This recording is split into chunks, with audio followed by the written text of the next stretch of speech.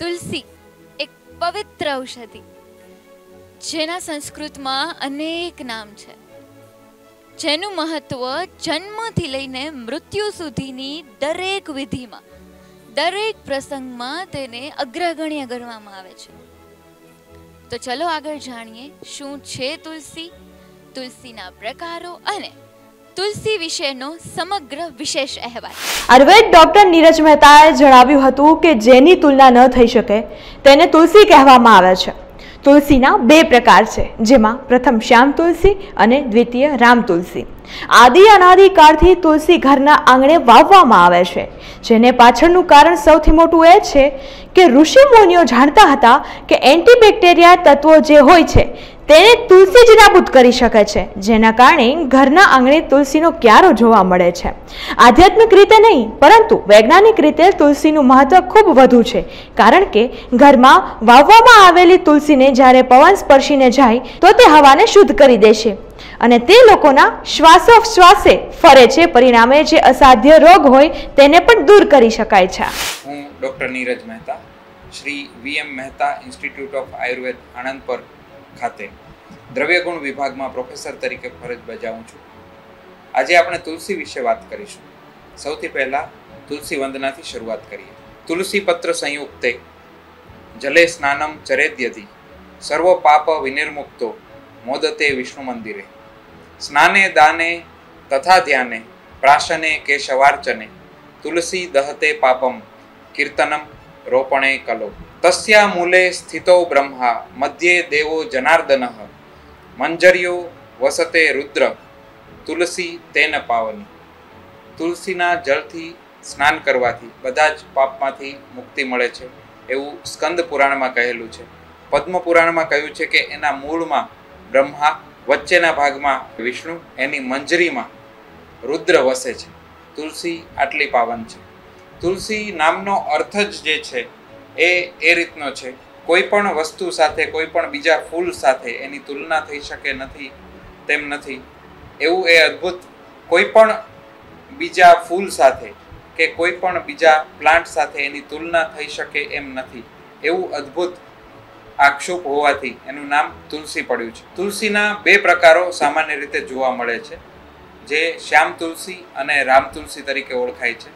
આયુર્વેદમાં એ ઉપરાંત બીજા તુલસીના પ્રકારો પણ આપવામાં આવ્યા છે. તુલસીનો આખો વર્ગ છે. સુશ્રુત સંહિતાની વાત કરીએ તો સુશ્રુત સંહિતા તેમજ ભાવપ્રકાશ બંને સુરસાદી ગણ નામનો એક આખો વર્ગ આપેલો છે. સુરસા એટલે તુલસીનું જ એક બીજું નામ છે. સુરસાદી ગણમાં સુરસા એટલે કે તુલસી અને બીજા એ જ પ્રકારના દ્રવ્યોનો સંગ્રહ એક સાથે કરેલો છે. રામ તુલસી અને શ્યામ તુલસી ઉપરાંત એક થાઈ તુલસી અથવા પૂજ્યન તુલસી પણ હોય છે. વૈષ્ણવો સામાન્ય રીતે રામ તુલસી અને શ્યામ તુલસીનો ઉપયોગ કરે છે. પૂજ્યન તુલસીને એ લોકો તુલસી ગણતા નથી. આયુર્વેદનું શાસ્ત્ર એવું છે કે ખૂબ જૂના સમયથી આયુર્વેદ ચાલ્યું આવે છે. એ આપણા જીવનમાં એટલી હદે વણાઈ ગયું છે કે અમુક વસ્તુઓ જે છે એ આપણા પૂર્વજોએ, ઋષિમુનિઓએ આપણા જીવન સાથે એવી રીતે વણી લીધી છે કે જેને આપણે અલગ ન કરી શકીએ. એમાંનો જ એક ભાગ છે તુલસી ક્યારો. દરેક ઘરમાં તુલસી ક્યારો હોય છે, તુલસીની વંદના કરવામાં આવે છે. આવું શું કામ, શા માટે? કારણ કે તુલસી જે છે એનામાં ઘણા બધા ઔષધિ ગુણ રહેલા છે. ખાસ કરીને મોડર્ન પ્રમાણે જોઈએ તો એ એન્ટીબેક્ટેરિયલ છે. આ વસ્તુ આપણને હવે ખબર છે, એ સમયે આપણા ઋષિમુનિઓને એ વાતની જાણ હતી. એટલે એમણે શું કર્યું કે દરેક ઘરમાં તુલસી હોવી જોઈએ એને ધર્મ સાથે જોડી અને દરેક ઘરમાં તુલસી હોય એ રીતનો ધારો પાડી દીધો. તો એનાથી શું થાય કે દરેક વ્યક્તિ છે સવારે ઉઠી તુલસીના દર્શન કરશે. અને એવું પણ કહેવામાં આવ્યું છે કે તુલસી જ્યાં હોય એ પવન જે વાતો હોય ને તુલસીને અડીને જે પવન વહેતો હોય અને તુલસીની ગંધ એ જ્યાં જ્યાં લઈ જશે એ જગ્યા બધી પાવન થઈ જશે.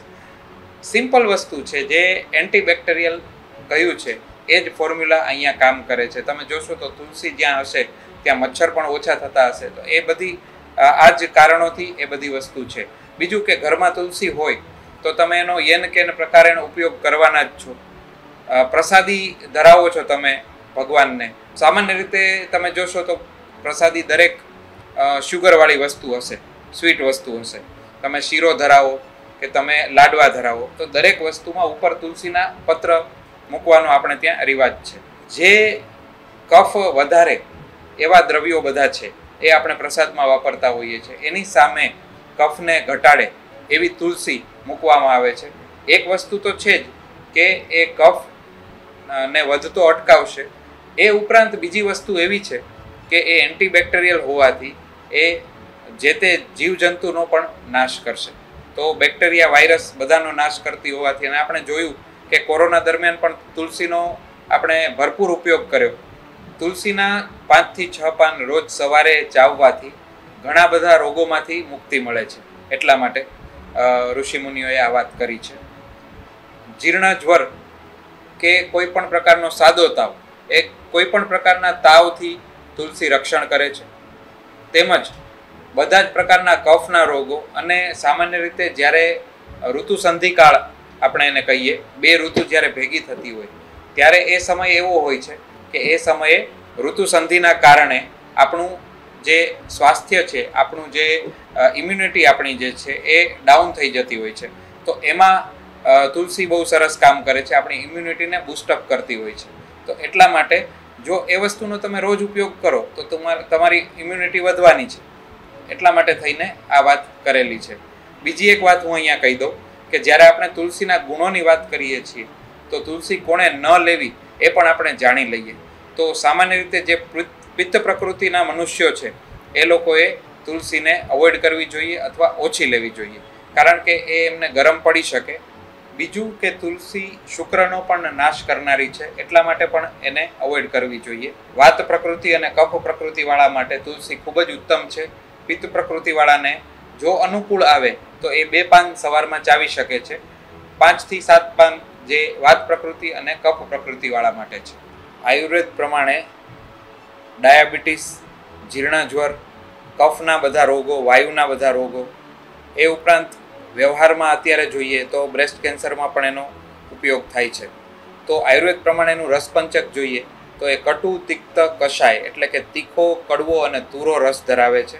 એ ઉપરાંત એ ઉષ્ણવીર્ય છે, એટલે કે પ્રકૃતિમાં ગરમ છે, જેની આપણે આગળ વાત કરી કે પિત્ત પ્રકૃતિવાળા માટે એ નુકસાનકારક છે અથવા પિત્ત પ્રકૃતિ માટે અનુકૂળ નથી. વાયુ અને કફના રોગો માટે એ ખૂબ જ સારી છે. એ ઉપરાંત એ રુચિ ઉત્પન્ન કરનાર છે, એટલે ખોરાક ભાવતો ન હોય ત્યારે અરુચિને દૂર કરવા માટે ઉપયોગ કરવામાં આવે છે. ભૂખ ન લાગતી હોય ત્યારે ભૂખ લગાડવા માટે પણ એનો ઉપયોગ કરવામાં આવે છે.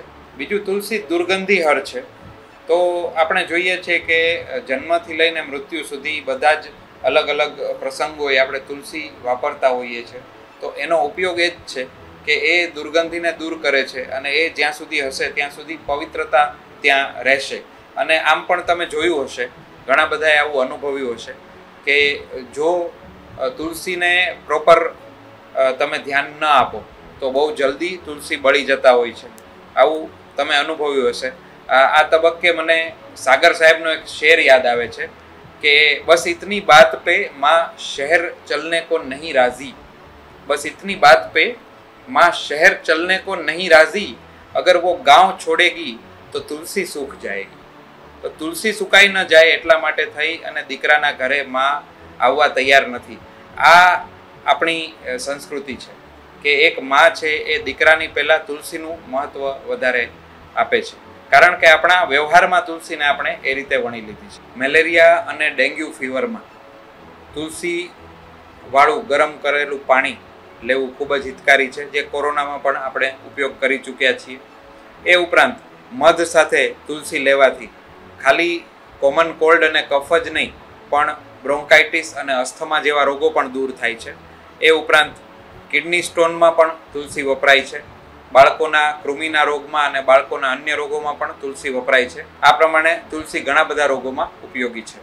ભારતમાં તો તુલસી પવિત્ર મનાય જ છે, પણ તમને જાણીને નવાઈ લાગશે કે ક્રિશ્ચિયાનિટીમાં પણ તુલસીને હોલી બેસિલ અથવા સેક્રેડ બેસિલ કહેવામાં આવે છે. એને પણ પવિત્રતાની સાથે જોડવામાં આવેલ છે.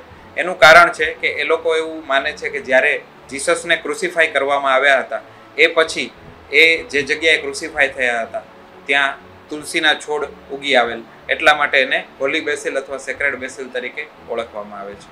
અને ત્યાં પણ તુલસી એટલું જ મહત્વ ધરાવે છે. અંતે હું એટલું જ કહીશ કે તુલસી કે પછી અન્ય કોઈ પણ આયુર્વેદ ઔષધિ છે એ તમારે વૈદ્યકીય સલાહ પછી જ લેવી જોઈએ, કારણ કે તમારી પ્રકૃતિને અનુકૂળ છે કે નહીં એની તમને ખબર નથી હોતી. એટલા માટે કોઈ નુકસાન ન થાય એ માટે થઈને કોઈ પણ ઔષધ દ્રવ્ય છે વૈદ્યકીય સલાહ પ્રમાણે જ લેવા. આયુર્વેદિક ક્ષેત્રે છેલ્લા ઘણા સમયથી કાર્ય કરી રહેલા ડોક્ટર મેહુલ જોશીએ જણાવ્યું હતું કે તુલસી એક ઔષધિ તો છે, સાથે સાથે એક પવિત્રતાનો પ્રતીક પણ છે. તુલસીના અનેક ગુણધર્મો જોવા મળી રહ્યા છે. તે માત્ર સાધ્ય રોગોને નિવારવા માટે નહીં, પરંતુ પાચન તંત્રની પ્રક્રિયા સાથે સાથે પેટને લગતી બીમારીઓ પણ લોકોને હર હંમેશ દૂર રાખે છે.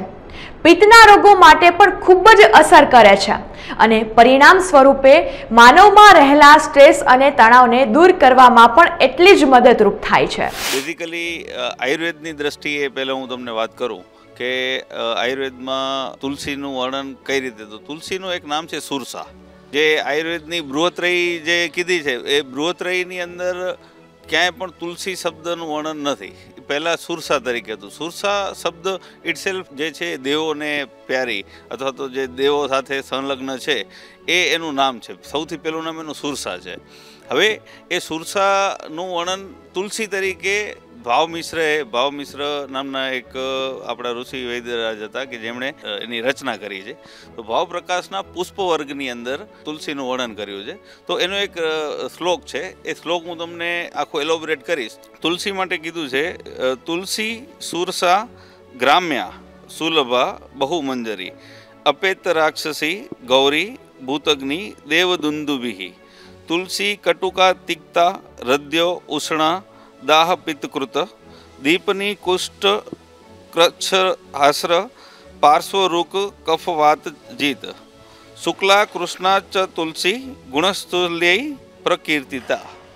એટલે હવે આ શ્લોકનું તમને થોડુંક ભાષાંતર સમજાવું તો એક તો એનું નામ તુલસી કે તુલસી, પછી સુરસા જેની મેં તમને વાત કરી, પછી એનું બીજું એક નામ છે ગ્રામ્યા. ગ્રામ્ય એટલે દરેક ગામની અંદર અવેલેબલ છે. અવેબિલિટી પણ એક એવી વસ્તુ છે ને કે ઔષધિ છે પણ અવેલેબલ નથી. તો આપણે સંજીવની વાત કરીએ, પછી સંજીવની હિમાલયમાં જ મળતી હોય તો દરેકને માટે કરીને એ પોસિબલ નથી. એના માટે લક્ષ્મણ અને હનુમાનની ઘટના બનવી આવશ્યક છે. તો સૌથી પહેલાં એ ગ્રામ્ય છે, તો બધા ગામની અંદર અવેલેબલ છે. સુલભા એના પછીનું એક્ઝેક્ટ એનું બીજું નામ છે સુલભા, એટલે ઇઝીલી અવેલેબલ છે.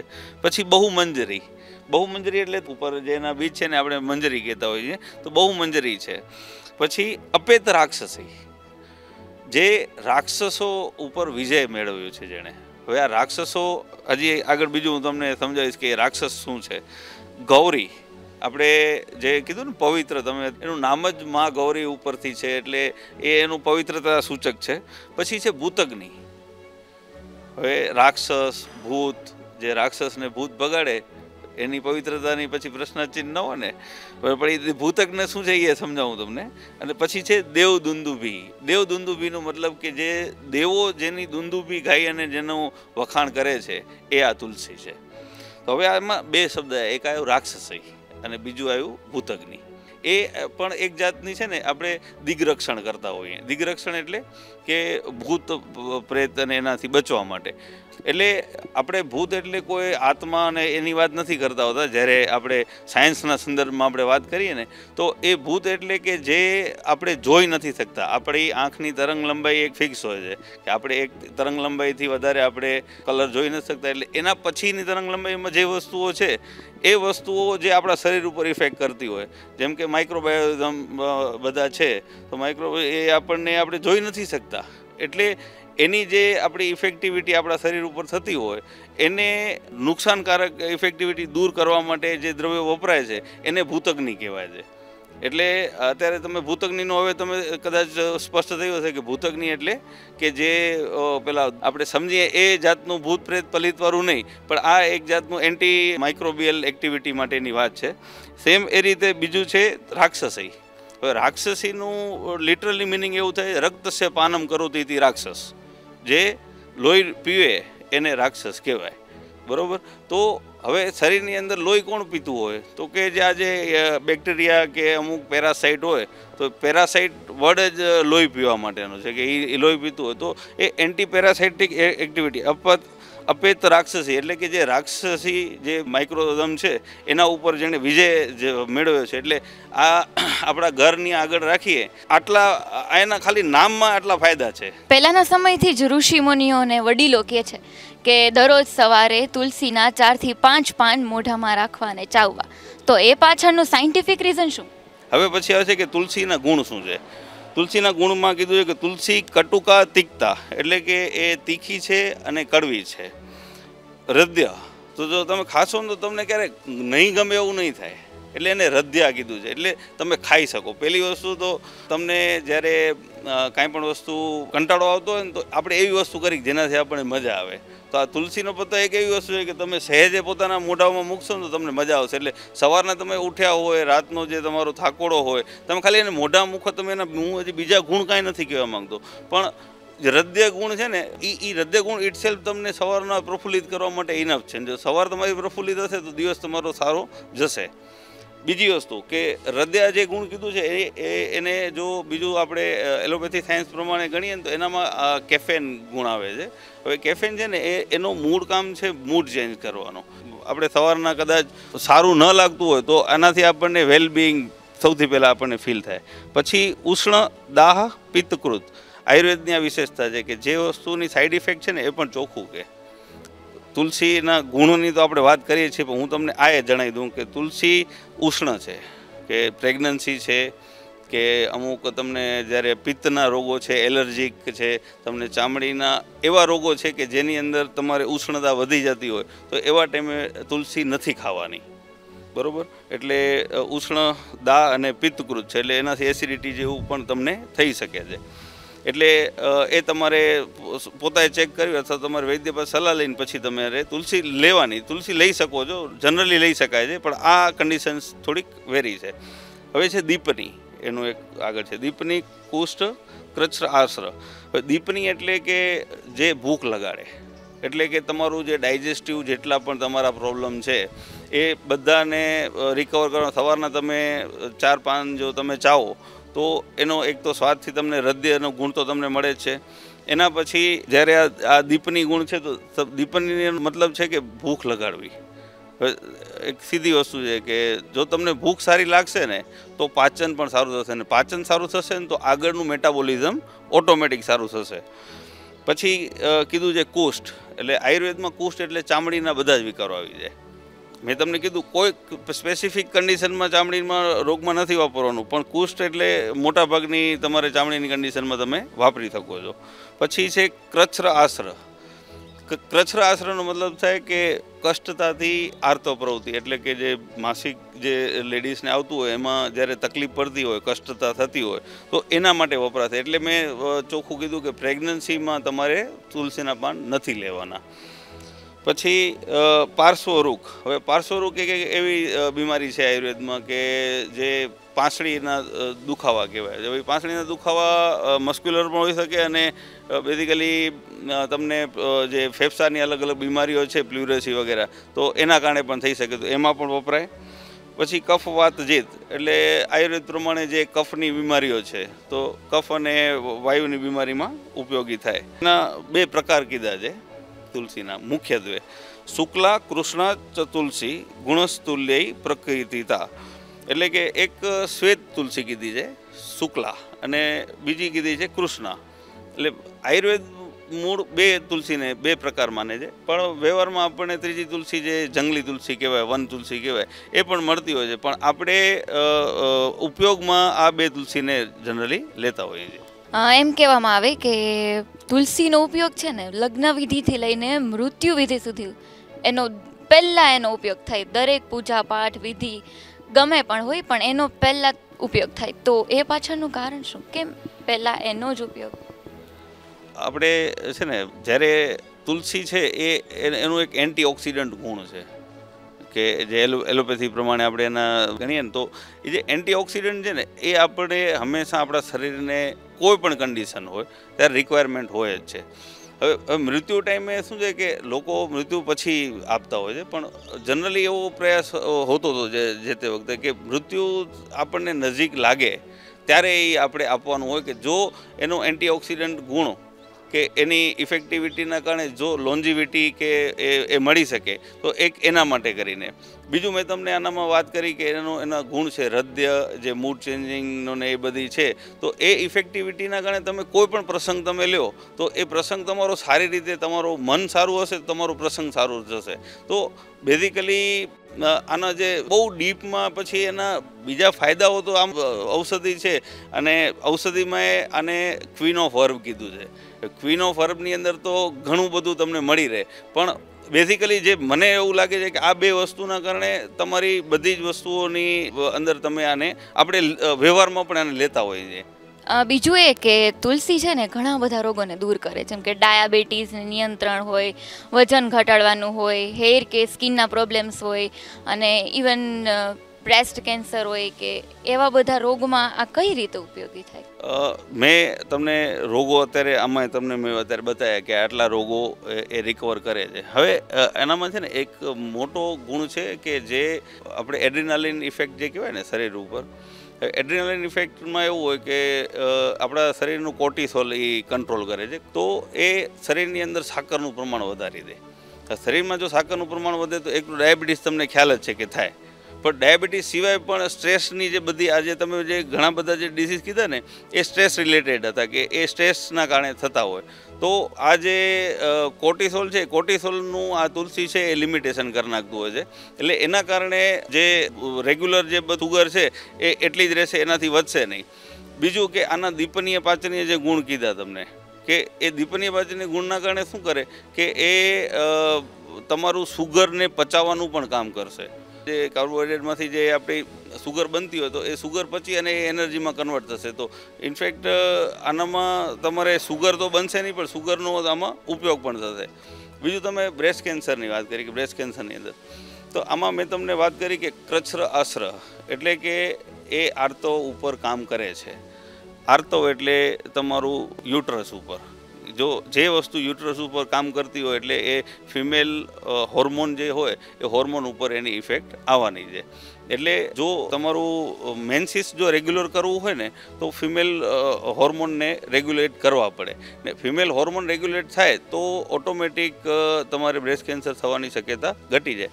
સર, છેલ્લો અંતિમ સવાલ એ કે તમારું અમારા દર્શક મિત્રોને એક તુલસી ઘરના આંગણે વાવવામાં આવતી એક તુલસી, એના વિશે તમારું શું કહેવું? તુલસી જેમ મેં તમને કીધું કે આપણે હળદર છે, અમુક વસ્તુ છે એને ટેકન ફોર ગ્રાન્ટેડ આપણે જનરલી લેતા હોઈએ છીએ, તો આપણે લઈએ ટેકન ફોર ગ્રાન્ટેડ, મને કાંઈ વાંધો નથી, પણ રાખીએ. કારણ કે રાખશું અને એનો ઉપયોગિતા હમણાં હજી એક વાત કે અત્યારે કોરોના હતો, કોરોનામાં મેં પોતે એવા જોયા છે જે લોકોને કફ કોરોના મટ્યા પછી એ કફ નહોતા મટતા, બીજી જે કફની પ્રવૃત્તિ જે થતી હતી, તો મેં તમને અત્યારે વાત કરી કફજા છે તો એ તુલસીના ઉકાળા બનાવી, તુલસીમાં બીજા દ્રવ્યો એડ કરી અને એ જે ઉકાળા જે લોકો પાયા ને એ લોકોની ઇમ્યુનિટી એટલી સારી સુધરી છે, એ લોકોને ઘણાને ઇવન કોરોના થયો પણ નથી, થયા છે તો એને મટવામાં રિકવરીમાં એની પ્રોસેસ એની સારી થઈ છે. તો મારી એવી સલાહ રહેશે કે તુલસી રાખો અને 4 પાન રોજ સવારના લ્યો. તો જે પ્રમાણે તમે જાણ્યું કે તુલસી શું છે, એના પ્રકારો કયા કયા છે, સંસ્કૃતમાં એને શું કહેવામાં આવે છે, એના ફાયદા કયા છે, તુલસીને ક્યાં ન ઉપયોગ કરવો જોઈએ, તો બસ આવીને આવી સવિશેષ માહિતી માટે જોતા રહો અબ તક ન્યૂઝ. કેમેરા પર્સન દીપેશ ગરોત્રા સાથે હું કાર્ય આરતી, અબ તક મીડિયા, રાજકોટ.